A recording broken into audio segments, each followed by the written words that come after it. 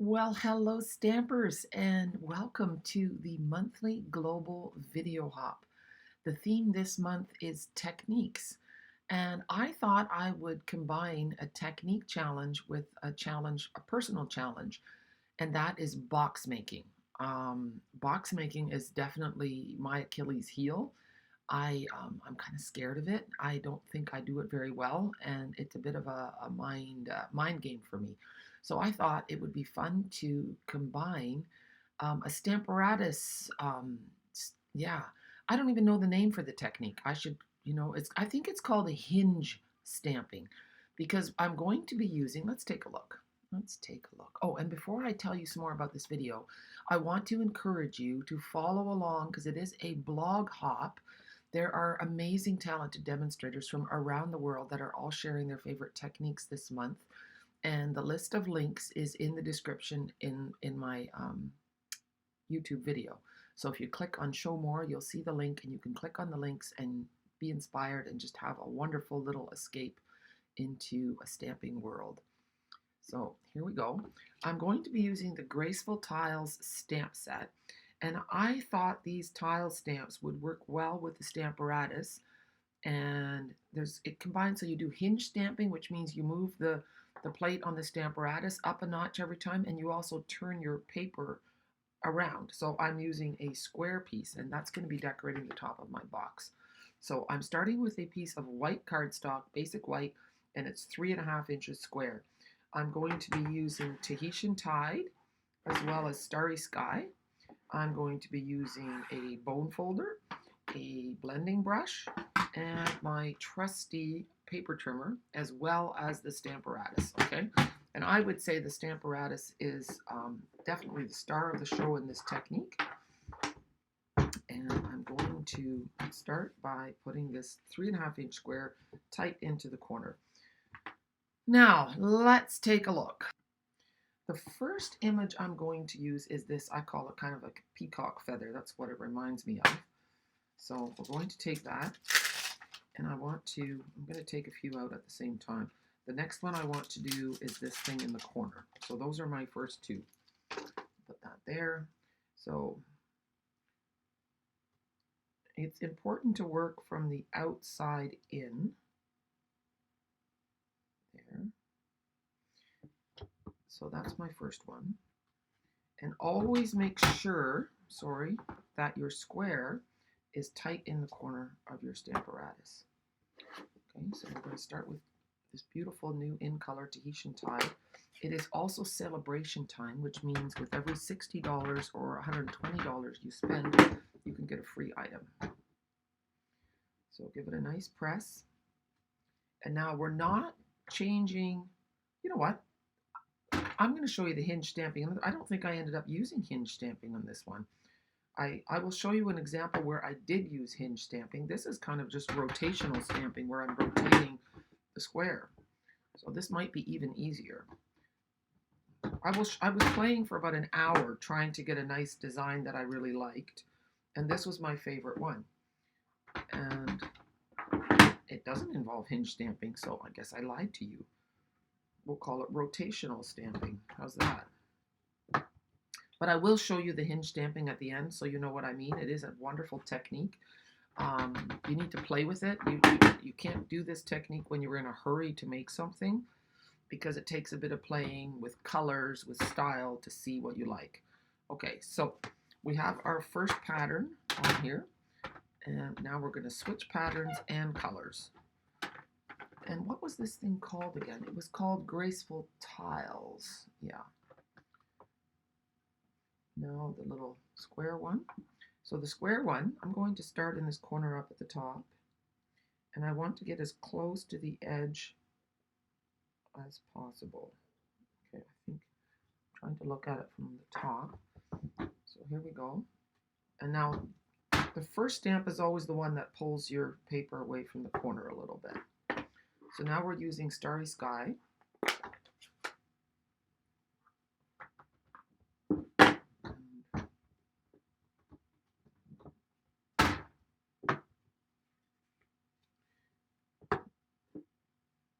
I use my Stamparatus every single day. I think it's the best tool going. It allows for repetitive stamping so that you get the same image in the same place. I like it especially for my sentiments so that they are as dark as I want them to be. But it's also great for layering color. So you can sponge a certain color on your stamp and then stamp that, sponge a different color on, stamp that. Okay, so now the next one, let's clean our stamp and get it out of the way, is going to be another little square, another tile, so to speak. This one, and it's going to go in between. There's a bunch to choose from. I really like this one too, but it's a bit bigger. Doesn't quite fit there. So here we go. And this paper, this design that we are creating is going to be the top of our pretty little box. So I'm just looking to see that it's centered as best as possible. I could have drawn a pencil line on here to make it perfect, but I'm eyeballing it, so hopefully I don't regret that.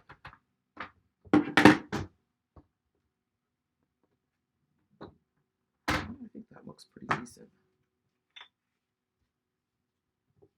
So I'm basically making a mosaic tile design. It's got a bit of a Mediterranean look to it.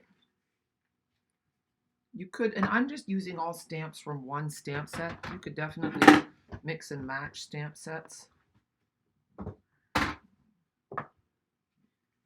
But this keeps it more economical. If you buy this one stamp set, you can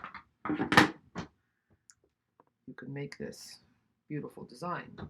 Okay, so now I have this white space in the middle, and I thought I would use this one. And now I can just layer it in here so that it fits. What I'm trying to do is get the little curlicues centered on the little bumps from the tiles. And that's why it's important to do this one last. Here, I'll show you, this was my thing that I did, and I did this one first, and then I did these, and you can see how it's off center. So this one has to go last. So you do learn by doing, so I'm letting you learn from my mistakes. And that's the point of watching a video like this. Yeah, okay, good. I was just, in case you're wondering what that awkward pause was, that was just me checking to make sure my video was still doing what it's supposed to do.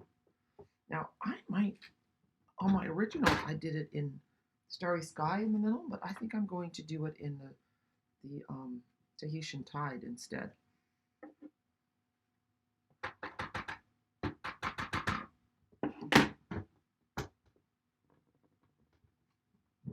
Look at that. See, and then we could do the trick, okay? I'm going to find a sponge dauber, and of course the sponge dauber is not where I want it to be. Okay, here, I have a sponge dauber. I want to see, well, that's got quite a lot of orange on it. I'm going to get a brand new one. So we'll learn another little technique. So I have my sponge dauber here, and we're just going to add a little bit of Starry Sky on the dots, kind of in the middle, see? And let's see what that does to this stamp. Look how pretty that is. It's kind of like tie-dye stamping. I really love that. So that's an accidental little additional technique. I really love that. Wow. Well, that wasn't the idea. Take a look. Isn't that pretty? So now we are going to make our box. And I have my little grid paper that I was playing around with. And it's not all neat and perfect because I didn't want to do it all again. So the top of the box is 4 5/8 inch square. And then instead of doing a 1/2 inch score line all around, I'm doing a hair more. So 9/16 of an inch. Because I want this, you know what? I'm doing that the absolute, see, I'm not a logical person. My bottom square has a 3 5/8 inch opening. So that means my lid has to be a little bit bigger. So I have to make my score line a little smaller, not bigger. Okay, so now you're learning how my squirrel brain works. So instead of 9/16 of an inch, so 8/16 would be the ½ inch that I did all around the edge on the bottom. And so now I want to do 7/16. So then my lid is a bit bigger. So 7/16. Okay. All right, let's get we'll see if it works, okay? And then we'll go over the measurements again. And I'll put the measurements in my description as well. So I have a piece of Starry Sky, and it's going to be 4 5/8 by 4 5/8.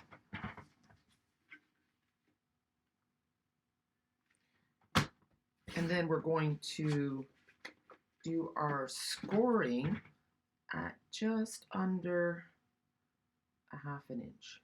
Okay. So what did I say that was? 7/16. 5, 6, 7. Yeah.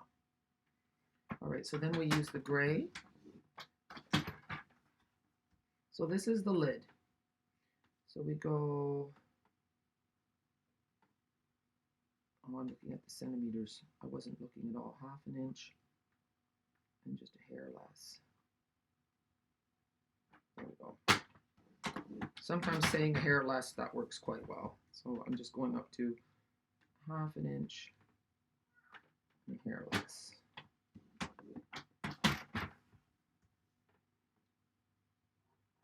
There we go. So this is going to be our lid, and I'm making it a little bit shorter as well than the box at the bottom. Haven't decided what I'm putting in it yet, which is usually what you should do first. So cut to the line, and then I'm going to just cut a little sliver off like that on both sides. Okay. These are going to be the tabs of the box. So a little sliver, I call it a little pie wedge. It just makes it easier to tuck that in. So there, and now this one. And then we're going to do our base. There we go, and then we'll score these up later. So now for our base, I want to make the sides an inch long, so I'm going to 5 5/8 of an inch instead of 4 5/8. Going 5 5/8.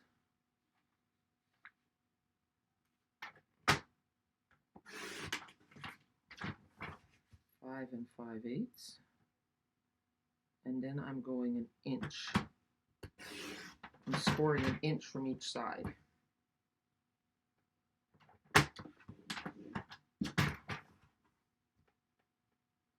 And I'm hoping I got it right. The proof will be in the pudding.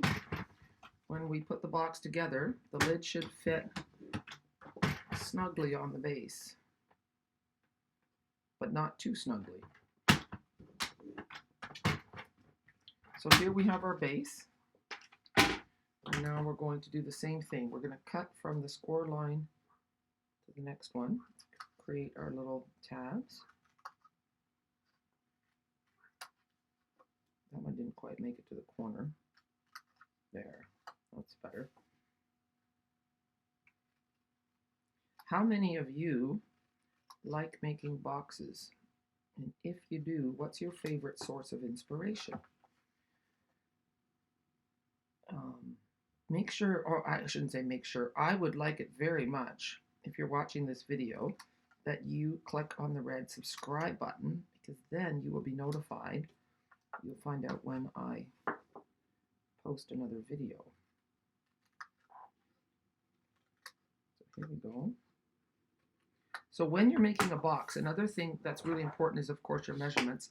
And then the other thing that's important is that you have nice, crisp fold lines. Now, I've misplaced my bone folder. How I've done that is a miracle. Yeah.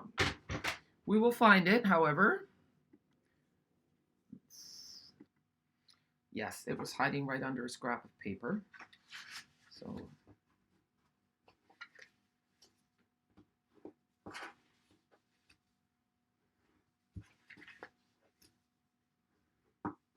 and then also don't forget to score your little tabbies.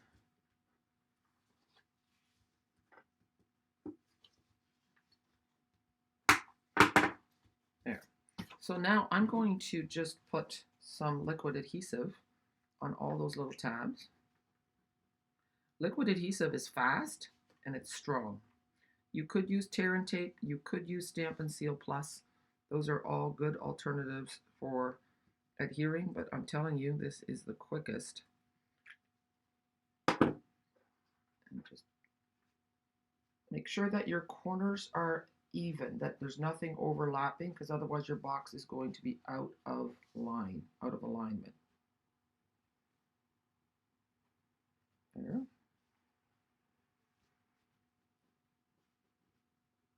There. Use your sense of touch. If you put your finger along the side, it's also square laying flat on my table. And of course your eyes are also a good tool. So just use all of your senses and you'll be just fine. And you know what? The first time I made the box, I made it out of this Rococo Rose because that's expired paper. So that's, I can't get pattern paper with it anymore. And look, my other box, I accidentally cut a corner, so I had to use tear and tape to fix it. But, you know, play a little bit. So then you're not as stressed out about the success of your creation. Okay, if you use something that is, that's not that important, that's expendable, then, you know, you don't want to use up your last piece of cardstock color that you only have a little bit of. So then it doesn't matter what the outcome is so much. I mean, of course you want to succeed, but if you don't, it's not the end of the world. Okay, so now I'm going to put some adhesive again on those tabs. I also wanted a lid on my box that was not as deep as the, oh, actually I want to do two at a time, as the bottom. Kind of like the look of that better. So there's one side, and there's the other. And you know what? If it comes out a little bit, that's okay. There.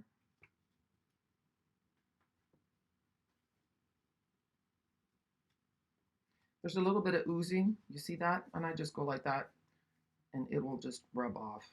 Okay.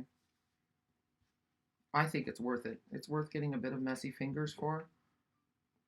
At least, well, with this impatient squirrel, it is. Because I don't like waiting for tear and tape. I don't like having to peel off those pieces. Some people have no trouble with that. So you follow your heart. Adhesive is a very personal choice. So you do you and I'll do me. And that's just the way it is. Okay, so now let's have a look. This is the big true test. Yep, it fits perfectly. Okay, so there's our box. And now what I want to do is I have this really pretty top. I don't know if I want to sponge. See, with this one I sponge the edges, but look how pretty this is. So this is going to go, I don't think I'm going to leave it just like this with no distressing. So we'll just put that on the top. And then we're going to get some ribbon and tie a nice bow around it. And honestly, my favorite technique is the one that I wasn't even planning to show you, and that is making the ombre stamp in the middle, because I just think it looks so pretty. It just ties the two colors together just in a gorgeous way. How happy am I? Here, let's give it total spotlight without ugly messy paper in between. Now we should probably make a little tag for this, and we need to tie a pretty bow around it, don't you think? Let's have a look. Okay, so I thought the perfect ribbon for this box would be this glittered organdy ribbon, because then it doesn't cover up my beautiful stamping in the middle. So I'd say this is about a yard, and I'm just going like that, and then just like you would a present, making an X, flipping it over, and then you could tie it in a knot if you wanted to, but otherwise just put your finger in the middle, make a loop. There. Making a big bow. This is a bit of a stiffer ribbon, so you'll have to manipulate a little. If it's twisted, just loop it straight. and just back and forth a little bit till you have it doing what you want it to do. Okay? And then you'll get there. And now, so I'm going to trim this up. And then we're going to make a little tag. So here's the pretty box. I think it's just lovely. I like that the edge doesn't go all the way. That's nice too. And now we're going to use the Stamparatus one more time to make a beautiful tag. So I've used the tailor-made tags. So I've cut one out. I'm going to put it right here. Get that out of the way. And we are going to use this. What a year. Here's to another one just as great. Happy birthday. And I have to think about how the tag's going to go on the present, and I think it should go this way. So it is upside down.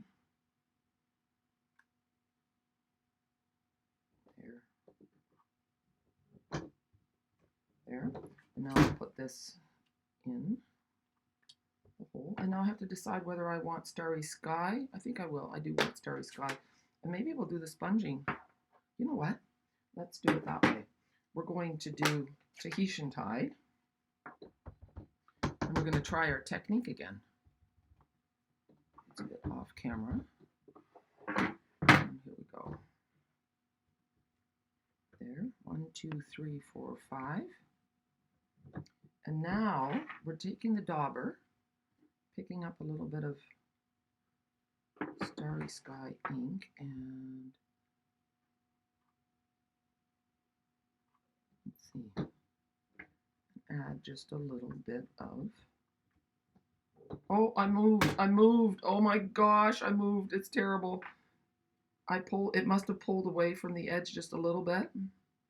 Okay, you know what? There's more than one way. We're going to use the other side. We're not going to give up that easily. Woo! Oh, look, this is, you know, do you ever have a day like this? I'm going to have to clean my hands. Okay, you know what? I have to tell you something. With these tags, look on this side, how beautiful. You see that little stitching, that little dotty? If you do it on the other side, it isn't the same. It's just not as nice. So I thought, Jackie, don't be lazy. I cut another one. And I'm going to have to pay better attention. Two things could have gone wrong. Maybe my paper moved, or maybe I didn't just let the hinge drop. That's what you're supposed to do. Just let it fall. Now it looks totally crooked. And it is. That is so strange. Well, you know what? It is what it is. I'm just going to leave it like that. And now we're going to do a little sponging, and we'll see what happens.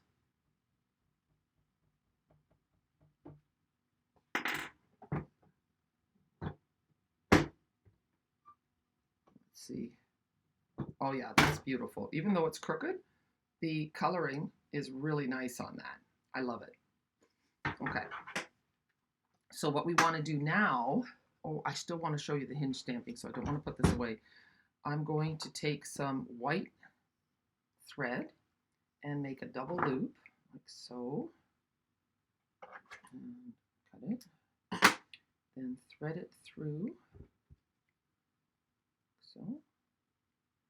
So now I have my loop, and I'm going to put my loop through the bottom, and then open the loop up, take the two ends through, and pull. And then if you want to, you could tie it in a bow as well, or you can just leave it. Or there's another way. I've got my loop. I can put it through the loop there. Now I have it like so. And then I can take this through, put it underneath, and do it again, or tie it, or whatever. There's all kinds of ways that you can make this work. I could have tied it in a bow, but that's nice. Isn't that great? Actually, you know what? I do want to tie it in a bow. This is going to give the person a little bit of grief that they're going to figure out how to get this off. There. Okay, I think that's really pretty. And you can hardly tell that I've stamped crookedly. When you look at the whole package deal, you don't really notice. Okay, are you ready to see the actual hinge stamping that I promised you at the very beginning? Let's have a look. So we're going to start with a square piece of white cardstock. When you do hinge stamping, unless you're only doing it on one side, it's important that you start with a square piece of paper. Okay. Now, with all my mistakes, I may have misplaced my square piece of paper. I want to show you. Okay, here they all are. You can show. I'll show you everything that I was playing with. So, let's see. These were different designs. And then here, this is hinge stamping, where I made a whole pattern and then flipped and then made another pattern. But I went with stamping on and stamping off. This was, oh yeah, here again is hinge stamping. And that was, okay, let's do it. Do we have it? You know what? I'm just going to use the other side. All right.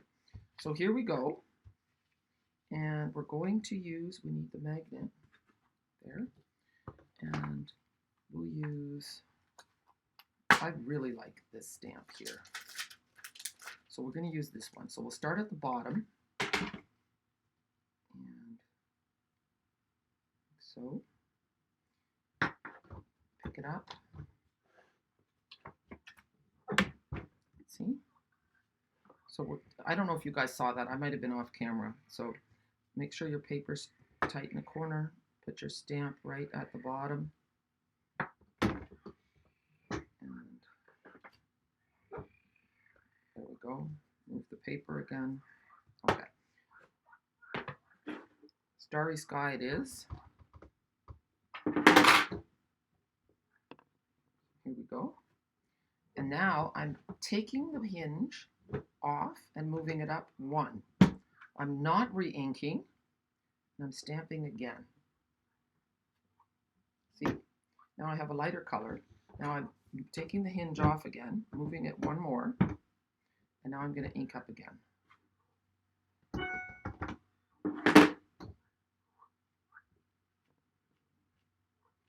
There. And sometimes you have to play with the size of your square, because I think this one might be, I'm not sure if it's 3.5. Let me just take a look. This one might be 4. No, it's 3.5. Okay. So now I want to start, I believe, on that right there and stamping off. There. And then move it up once. And you can make like background paper.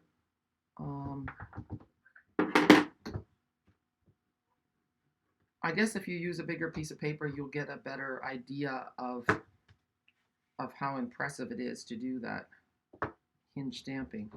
See, so I want to move it down one. Oops. You can do it with words too. There's just lots of options for this. Ink it up.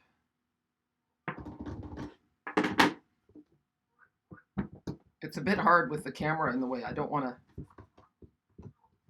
bang the camera, send you guys into some kind of motion sickness.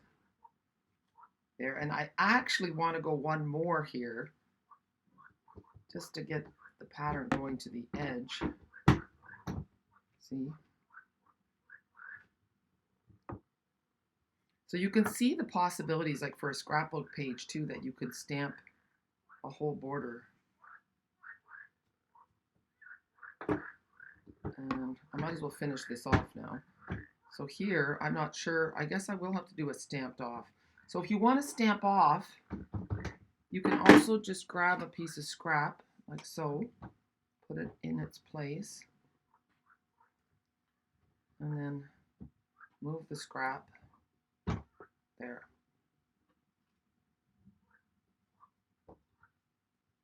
So it's not perfect. I don't know what I did there, but you can see how it gives a really neat pattern to do it. When I did my other one, I did one edge and then the other edge, and then I moved it again and did it up the middle.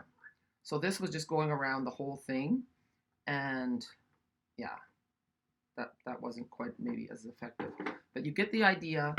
And I hope you enjoyed playing with me, because that's what I think it is. I think we've really just had a wonderful playing session. And yeah, I would love to read your comments. I'd love to hear what you've come up with, whether you've had success, whether you've tried this technique before. And I'm excited. I'm just so happy that you joined me today for this global monthly video hop. I'm thankful for the fellow members of this group, and I hope that you visit all the other participants as well, and leave them some comments. When you do YouTube videos, it's really amazing how much comments mean to us. It's a way of connecting, and it's a way of us knowing for sure that you actually enjoyed what you saw, that you've used what you've seen. And if you have questions or if you have requests, that's always something I look forward to as well. So have a super day, and happy stamping to you. Bye.